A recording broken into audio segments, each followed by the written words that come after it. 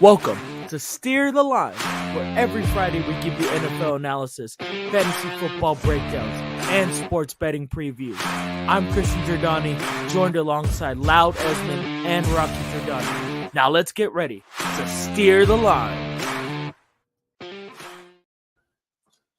Good afternoon, everyone. Welcome to another segment of Steer the Line. I'm your host, Christian Giordani. Alongside me is sports prognosticator Loud-desmo. Go! Loud, I'm going to give it to you right here and right now. The Saints are the best team in football. Oh, well, okay. So please don't go there because it will just – I'm sort of living the dream right now. Yeah, I bet. I wanted to get your perspective. How do you feel with you having the best offense in football right now? God, I hope it's not an illusion. You know, the fact is, Derek Carr is a very good quarterback. He's been in crap situations. Whenever he even had a glimmer of hope around him, he did pretty well. He's an 8-time Pro Bowler. He ain't no scrub. Alvin Kamara is a beast. Chris Olave was the best receiver coming out of his draft class 2 years ago. Rashid Shaheed has speed. Speed kills. Taysom Hill is the ultimate gadget player that you can do all kinds of. Every time you hand that guy the ball, he gains 7 yards.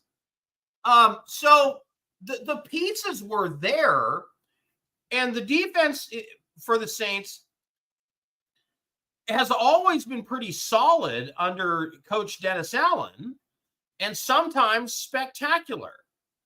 But the problem was, and I told everybody this, last year watching the Saints games, the offense was boring.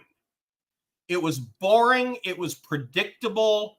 They kept ending up in 3rd and 7, 3rd and 8, and they were terrible in the red zone because their play calling was for S.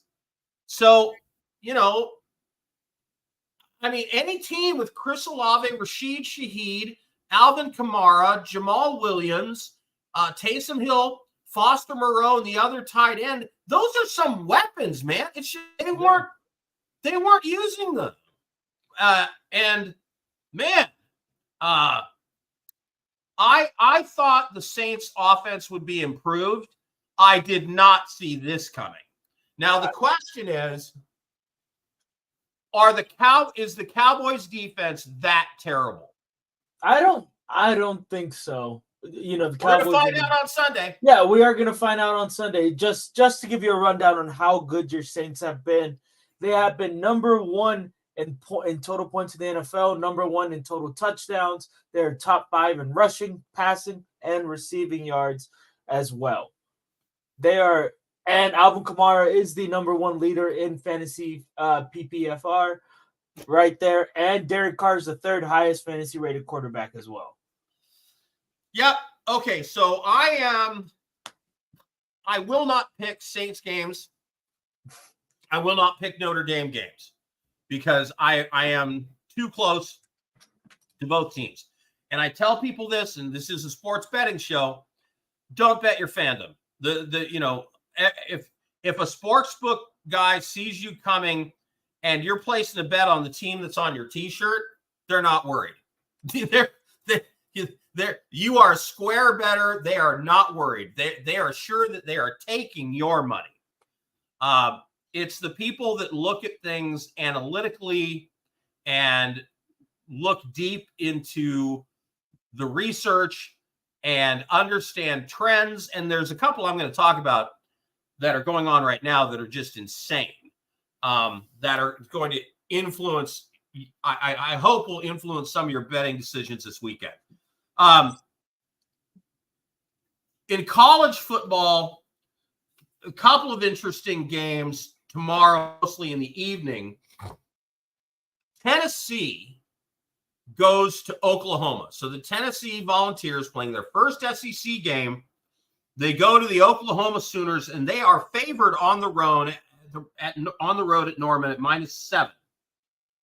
They both have identical 3-0 records, but Oklahoma's 3-0 is not nearly as good as Tennessee's 3-0.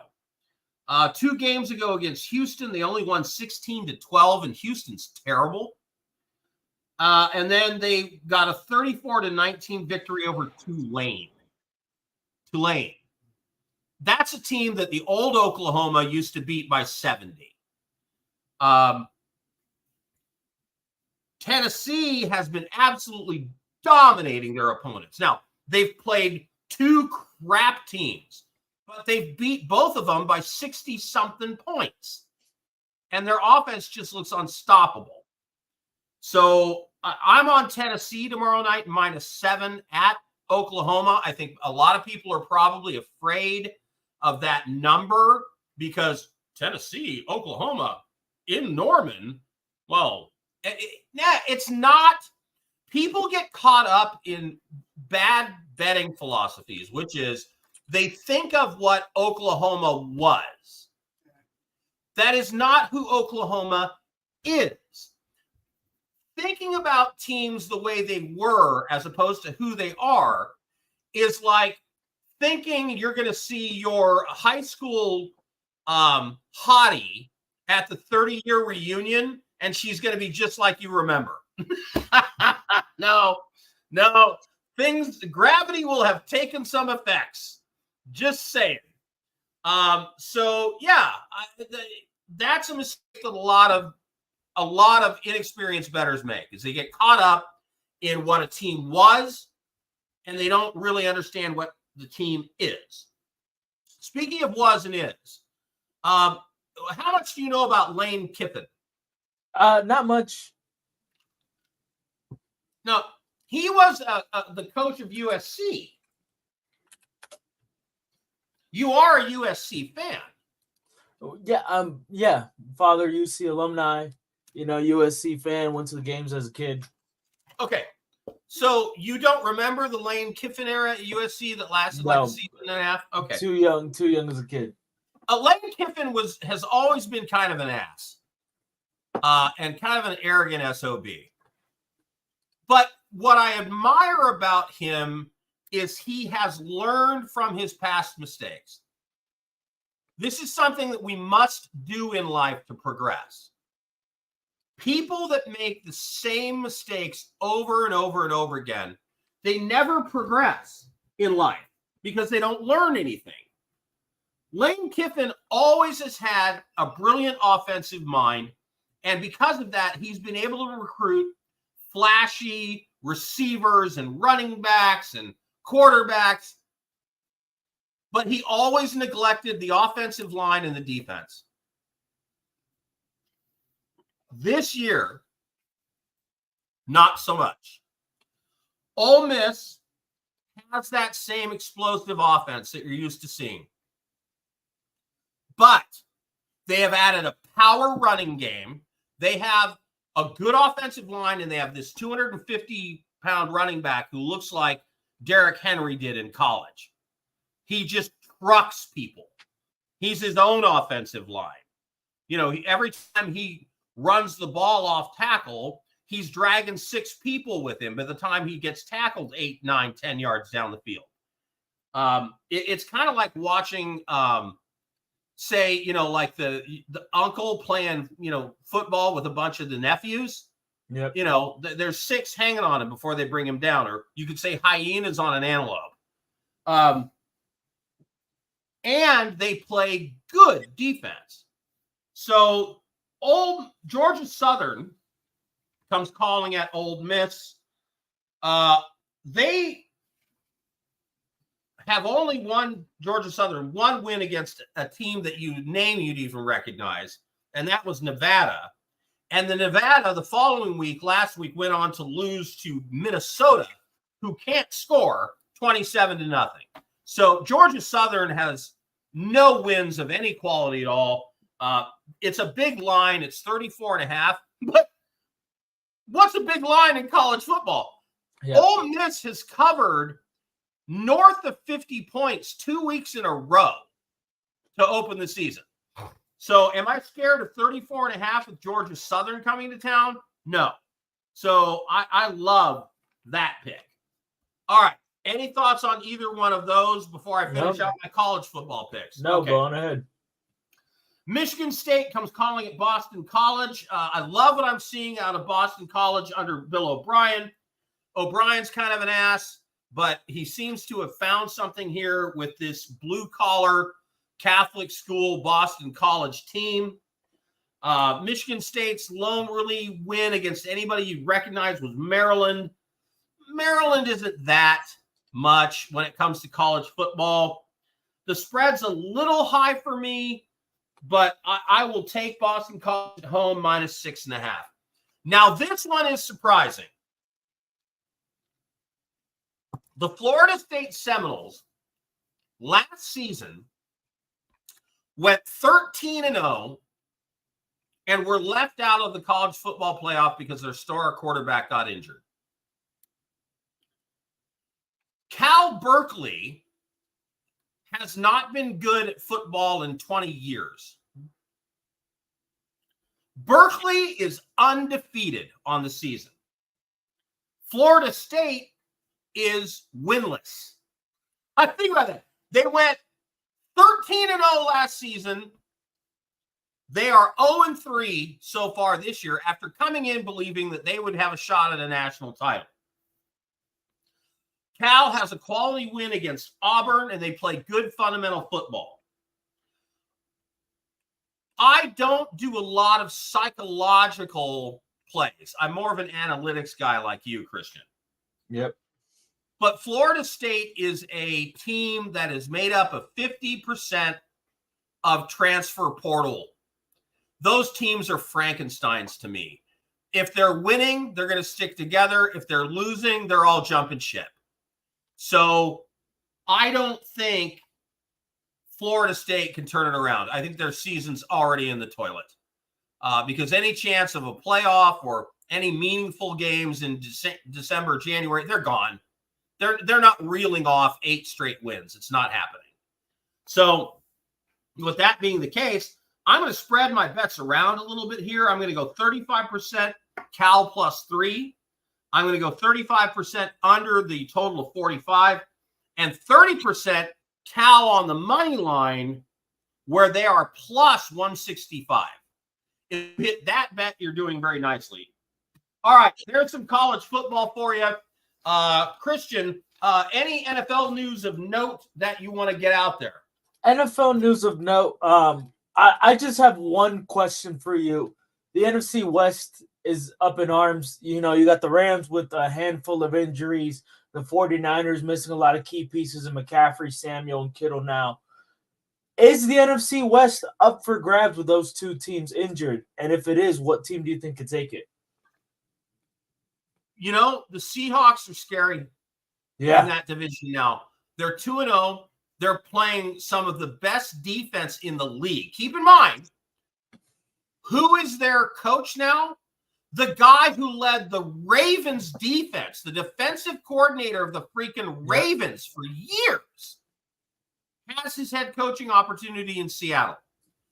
That was one of the worst defenses in the league. It's top 5 this year so far.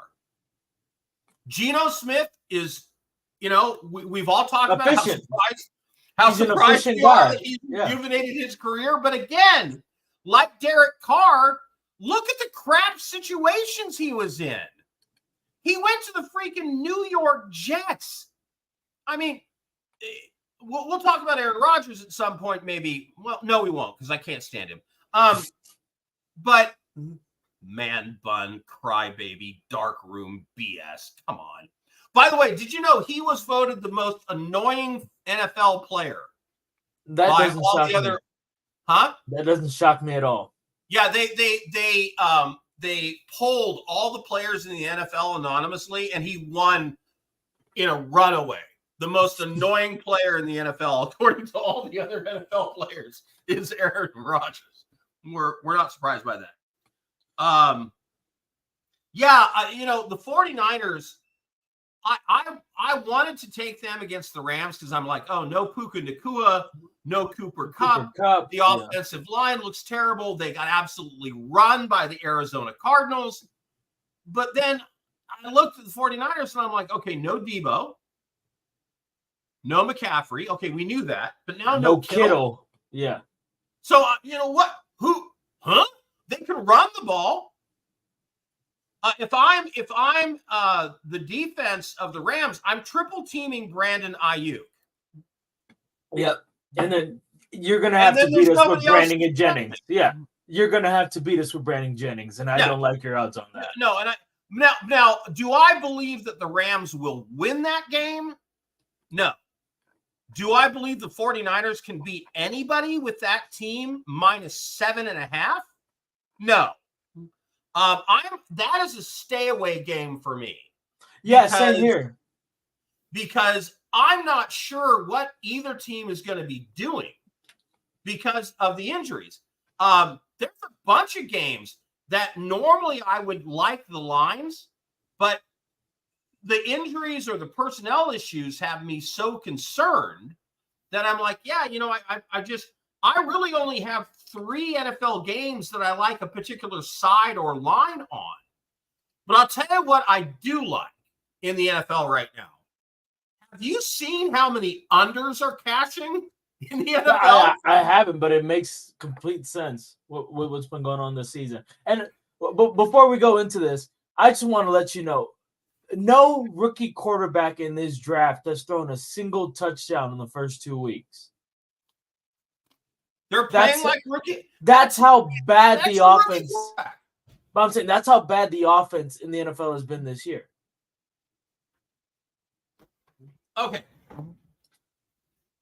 Absolutely. There are 10 teams in the NFL currently whose both games have gone under the total. 10. That's unusual. There are several games that feature 2 teams that both have not gone over or have really great defenses. Can you pull up the current lines, please? Yep, I got them up. Okay. Steelers Chargers opened at under 36. I believe it's under 30. I believe the over-under is 32 now, correct? 34.5. 34.5. It went as low as 32. Yep. This line went from 36 to 32 to back up to 34.5. 32 was too low. 36, I jumped on early. So as soon as I saw that number, I went, oh no, people are going to bet this down. And so I got it early at 36. By game time, it might be there again because of the trend movement. But I still might like it at under 34.5. You have the Steelers are averaging 18 points a game. The Chargers are averaging 21 and want to run the ball. The Chargers are allowing 6.5 points a game, and the Steelers 8.5. Justin Herbert might not play, and if he does, he's not 100%. Yeah. Could you see this being a 13-10 kind of finish? Completely. It's going to be a low-scoring game because Pittsburgh has one of the best run defenses in football, and as good as J.K. Dobbins has been this season, he's going to have a tough time this week. And with Justin Herbert being hobbled or even not playing at all, and Brandon Sticks being the quarterback behind there, that over is looking real might and shining to me. Last night, I had the Patriots and Jets under 37. The Jets weren't scoring much. The Patriots weren't scoring much, but both teams were sort of limiting the other team. And sure enough, that came in way under the number, didn't it? Yeah, 27-3. All right, so 7 points under. Yeah. So it was 7 points under the number. Giants, Browns, under 38.5. Do we believe the Daniel Jones-led Giants can get more than field goals? No. I'm sorry, I don't. I just don't. They are, oh my God, are they bad? Holy S, they are terrible. That's the $120 million man right there, Daniel Jones. They are terrible. man, think about all the highly paid quarterbacks that suck right now. Jennifer Lawrence for the Jaguars. Yeah, he's been struggling. He's been terrible. Daniel Jones, Dak terrible. Prescott for the Cowboys. He's been terrible. Daniel Jones for the Giants. He's been terrible. Deshaun Watson, terrible. Terrible. Lamar Jackson, terrible. Russell Wilson, haven't even seen the field. This may be some of the worst overall quarterback play we've seen in the NFL in years. I mean, and there's that, and the fact that so many teams are playing a two deep shell defense is massively limiting scoring. Let's talk about this number. Jaguars Bills under 46. Jaguars under 46. Jaguars Bills under 46. So the Jaguars defense is allowing 19.5 points per game. They're scoring 15. The Bills are allowing 19 but scoring 32.5, but they played two really lousy defenses. And Buffalo wants to run the ball. So, I don't know. That game finishes maybe 24-21, 28-20, and you're under the number. I just, no, 20-20 put you 2 over. I'm going to stay away from that game. That's a game I'm iffy about, so I'm going to stay away from it right there. Yeah, I know. I'm just saying. And then the Giants and Browns under 38.5. Yeah, I'm hitting under. That. Yeah. Bears Colts. This number is way too high. It opened 42.5.